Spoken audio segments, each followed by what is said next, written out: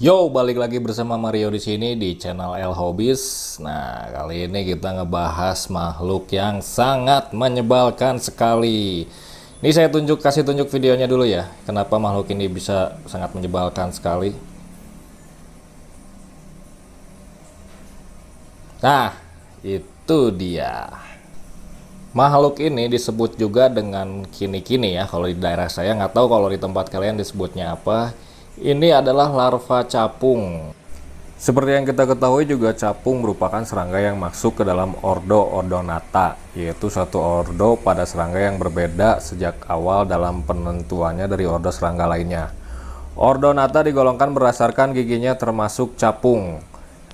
Ordo ini sudah ada sejak zaman purba dahulu dan udah ada sekitar 300 juta tahun yang lalu. Ini berarti setiap zaman ada nih makhluk ini nih. Nah, siklus capung ini adalah merupakan siklus metamorfosis. Yang kalian lihat di depan itu adalah ninfa. Jadi siklusnya dari telur, ninfa, dan capung itu sendiri. Ninfa ini atau larva capung ini adalah predator kelas berat yang bisa ngebantai, ngemusnahin satu koloni dalam satu lubukan ikan, apalagi dengan jumlah yang banyak. Nih kalian lihat ya yang di depan kalian, ini lele sedang dieksekusi, sedang dimangsa. Jadi kalian perlu berhati-hati kalau misalnya kalian miara ikan di tempat itu ada ada larva capung seperti ini. Makhluk ini bisa ada, pertama bisa karena ada capung yang bertelur secara langsung di kolam atau di lubukan ikan kalian. Yang kedua adalah bisa dari pakan. Semua pakan hidup itu berpotensi untuk membawa ninfa ini, kini-kini ini, larva capung ini. Casut, kutir, dan apapun itu yang hasil penangkapannya dari alam pasti ada indikasi untuk membawa telur-telur capung. Dan kalaupun misalnya si larva capung ini sudah berada di kolam kalian, kalian wajib untuk memindahkannya atau mengeksekusi si larva capung ini. Kalau enggak, ini akan menyebabkan gagal panen. Dan saya mempunyai pengalaman di lubukan ikan rasbora saya. Prediksi itu 100 ekor di satu ember, dan ketika saya panen cuman sisa 5 ekor rasbora galaksi. Kebayangkan berapa jumlah yang dibantai sama kini-kini ini. Nah, yang pas ketika saya melakukan pemanenan dan ternyata kini-kininya ada 5 ekor dan mereka mesin giling dan mereka selalu kelaparan sampai mereka bermetamorfosis menjadi capung dewasa.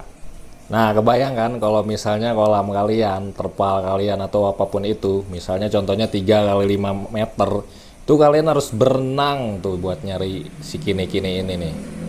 Satu kini-kini ini dia bisa ngebantai atau bisa menyelesaikan makanannya kurang lebih dari 12 jam. Nah, seperti video yang di depan, nih gambar yang di depan, itu adalah sisa lelenya yang sudah tidak berbentuk sama sekali.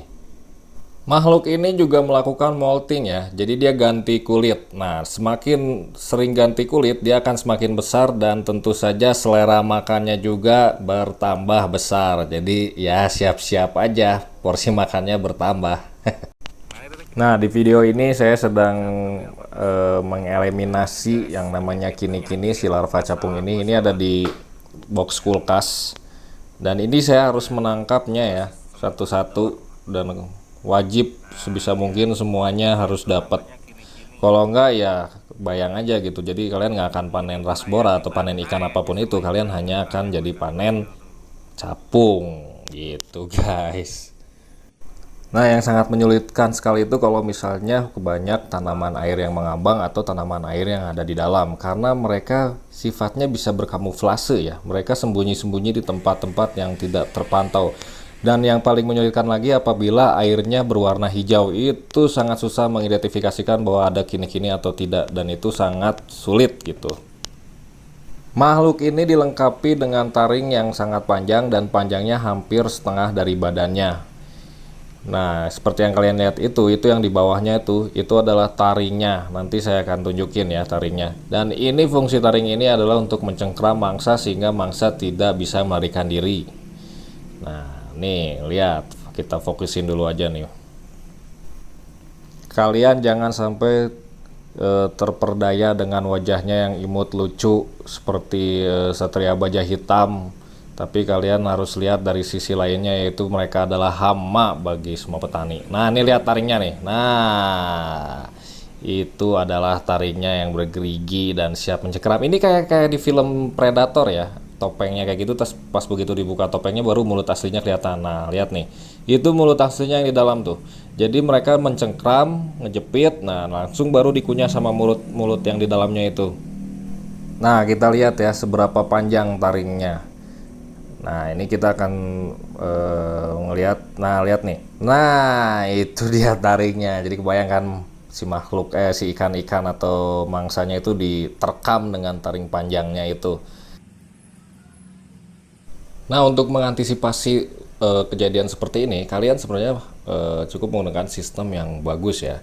Pertama itu ketika si burayak ikan yang baru bisa makan, itu kalian ditempatkan di suatu wadah yang bisa dipantau. Contohnya akuarium. Itu sangat mudah sekali karena kita bisa melihatnya langsung. Nah, setelah sudah cukup umur, dalam artian gini, sudah cukup rada besar ya. Jadi sehingga ketika ada telur ataupun capung yang hinggap di atas lubukan yang sistem outdoor, ataupun ada casut atau kutir yang membawa si larva, maksudnya si telur-telur capung ini, si ikan itu sudah bisa mengantisipasi dengan memakan si larva-larva capung itu sendiri gitu. Jadi si ikan sudah aman. Dalam artian ketika kalian memindahkan ke lubukan untuk pembesaran, itu kalian harus memastikan bahwa si burayak ikan itu sudah bisa memangsa si telur-telur capung itu. Jadi tidak sampai membesar si capung itu. Kalau membesar, si akhirnya akan ngebalik si ikan-ikan yang dimakan oleh kini-kini si larva capung itu. Oke, itu aja video untuk kali ini. Jangan lupa subscribe, like, komen, dan share. Semoga video ini bermanfaat buat kita semuanya. Maju terus para petani dan peternak Indonesia. Gaspol!